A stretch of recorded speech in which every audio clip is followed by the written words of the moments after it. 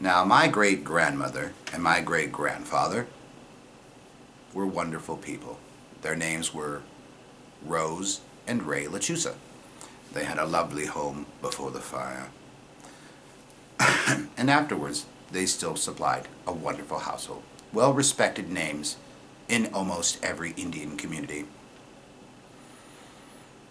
Now, growing up with them was a pleasure. It was an Indian household, so there's those ins and outs, rough times, good times, but overall, a great builder of character. Now, in the early days, when my great-grandparents were younger and they were running the ranch, they made sure they had some of the greatest perks of modern life. Now, both of them had, at one point, had not been involved with America, had learned Spanish, and had lived in the wild. No houses, no nothing. So they tried to catch up, the American dream, you know. And so we had the first light bulb, and they talked about they would come from miles and miles just to look at the light switch go on.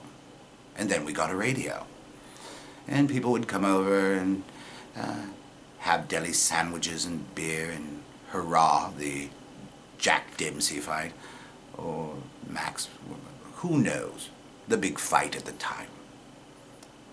We had the first washer and dryer, the first black and white television, the first color television.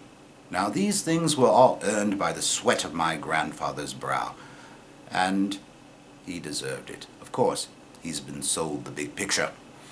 Be American, have what we have. Ketchup, savage.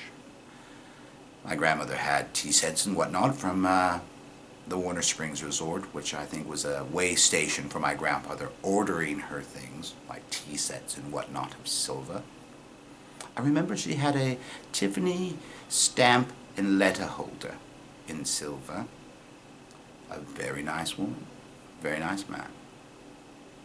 Now, they had the best of everything they could, not because they were trying to be Joneses, but that's what they did at that time, and that meant more to them to blend.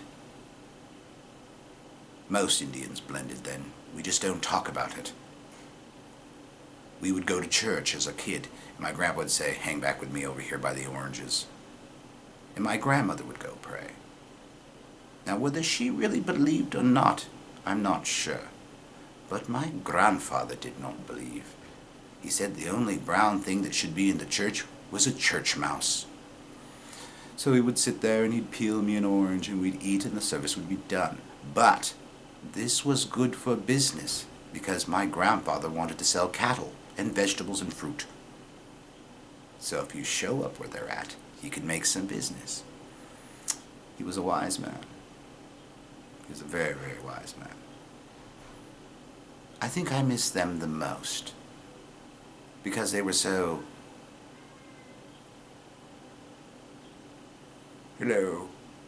proper, and everyone respected them. I miss them all because that's the course that one takes when they have mourning on their shoulders. But they were fun. And I think now as a man, we would have wonderful conversations. That's the purpose of preserving your stories, like the one I just told. Somebody later might just want to hear and see you and say, "That was my great-great-grandfather." This is Raymond Lafferty reminding you, save your stories.